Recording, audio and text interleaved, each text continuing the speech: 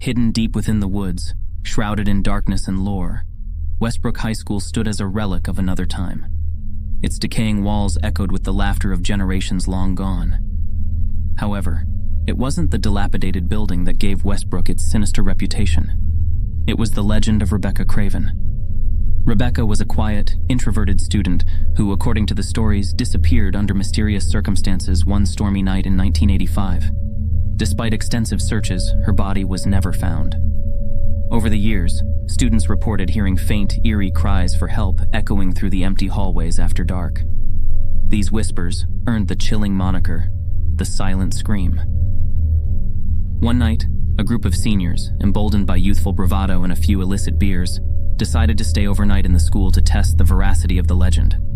Jack, the ringleader, was a skeptic. He scoffed at the idea of ghosts and was determined to prove the myth of Rebecca Craven was nothing more than a creepy tale. As the clock struck midnight, they began their investigation. Armed with flashlights and a digital recorder, the group wandered through the labyrinthine corridors, calling out to Rebecca. They laughed and jeered, their voices masking the underlying tension. The silence of the building enveloped them, each footstep and nervous laugh amplified by the emptiness around them. They arrived at the old music room, rumored to be the last place Rebecca was seen. Dusty instruments lay scattered around, their once vibrant sounds now muted by time. Jack dared his friends to play one of the instruments, to awaken the spirits within. Nervously, Sarah, the group's pianist, sat at the decrepit piano and played a haunting melody. The air grew cold, and the temperature dropped drastically. The room filled with a sense of unease. Suddenly, the piano keys began to move on their own, playing an eerie tune that none of them recognized. The group froze, their breaths visible in the icy air. Jack tried to rationalize the situation, but his words faltered as a chilling whisper echoed through the room. "Help me." Panic set in, and they bolted from the music room, their flashlights casting erratic beams of light through the dark hallways. As they ran, they heard the sound of footsteps behind them, gaining speed. It wasn't long before they realized they were not alone. The chase ended in the gymnasium, where they huddled together, gasping for breath. The silence that followed was deafening, broken only by the echo of a single, desperate scream. "She's coming," Sarah whispered, her eyes wide with terror. The doors to the gym slammed shut, and the lights flickered out. In the pitch darkness, they heard the sound of someone, or something, moving towards them. The air filled with the scent of decay, and a cold hand brushed against Jack's cheek. The lights flickered back on, revealing a figure in a tattered dress standing at the center of the gym. Her hollow eyes stared into Jack's soul, and her mouth opened in a silent scream. Rebecca Craven had found them. The group fled the school, never to return. They were found the next morning, huddled together in shock, unable to speak of what they had witnessed. The legend of Rebecca Craven grew, and Westbrook High School was eventually abandoned, left to rot along with its ghosts. Oak Ridge High was an unremarkable school in a sleepy town, where nothing ever happened, or so it seemed. But for years, students whispered about Locker 327. The locker had a dark reputation. It was said to reveal your deepest fears. Maria, a curious sophomore, dismissed the stories as typical high school drama. She decided to claim Locker 327 as her own. On her first day with her new locker, she noticed something odd, a small, old-fashioned key lying inside. Intrigued, she pocketed it, thinking little of it. That night, she dreamt of a dark, endless hallway lined with lockers. As she walked down the corridor, one locker stood out, 327. It was slightly ajar, and an ominous feeling washed over her. She reached for the key in her pocket and unlocked the locker, revealing a void of darkness. A shadowy figure emerged, whispering her name. Maria awoke in a cold sweat, the whispers still echoing in her mind. She couldn't shake the dream, but curiosity got the better of her. The next day, she told her friend Jake about the dream. He suggested they investigate after school.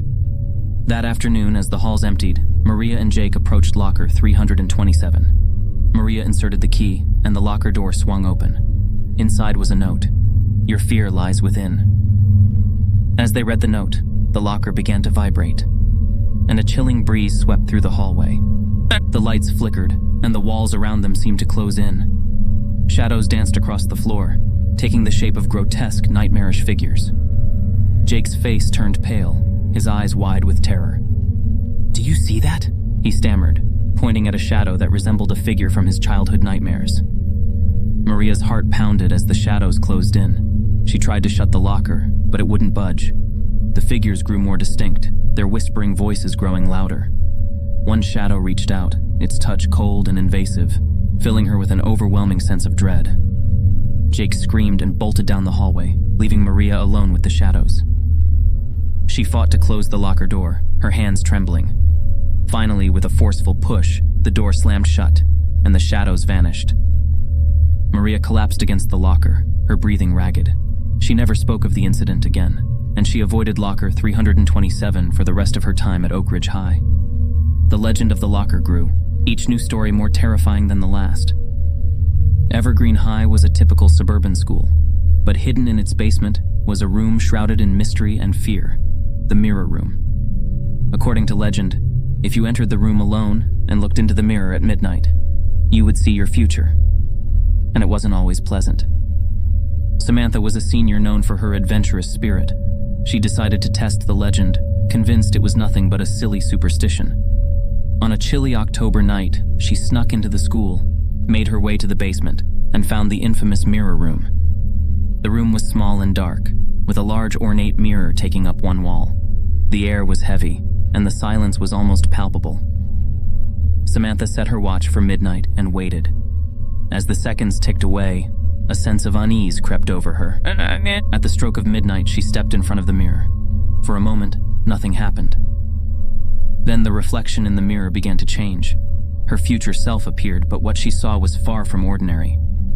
The reflection showed her disheveled, with hollow eyes and a look of sheer terror on her face. The room around her in the reflection was different too. It was decrepit, with peeling wallpaper and flickering lights. Samantha watched in horror as her future self mouthed words she couldn't hear. She leaned closer to the mirror, trying to understand.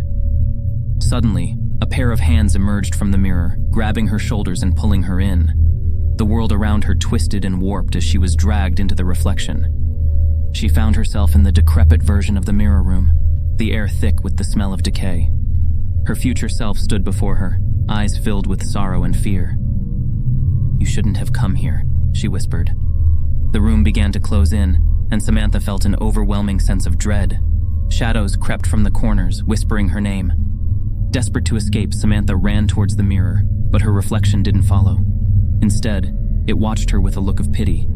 She reached the mirror and slammed her fists against it, trying to break through. The glass cracked, and with a final push, she burst through, landing back in the real Mirror Room. Breathing heavily, she looked around. The room was just as it had been before, but the mirror was shattered. She fled the school, vowing never to return. The next day, rumors spread about the broken mirror, and the legend of the Mirror Room grew even darker. Ridgewood High had its share of ghost stories, but none were as eerie as the tale of Mr. Henderson, a teacher who mysteriously vanished in the 1960s. According to legend, he was a strict but fair teacher who one day simply disappeared, leaving his classroom untouched. Decades later, his classroom remained locked, used for storage and forgotten by most. That is, until a group of students decided to uncover the truth. Emily, Mark, and Jason were fascinated by the story and convinced the janitor to let them into the old classroom.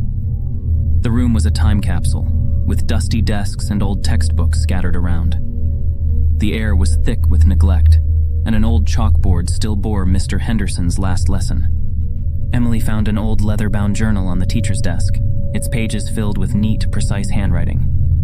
As they read through the journal, they discovered entries detailing strange occurrences, flickering lights, cold drafts, and the feeling of being watched.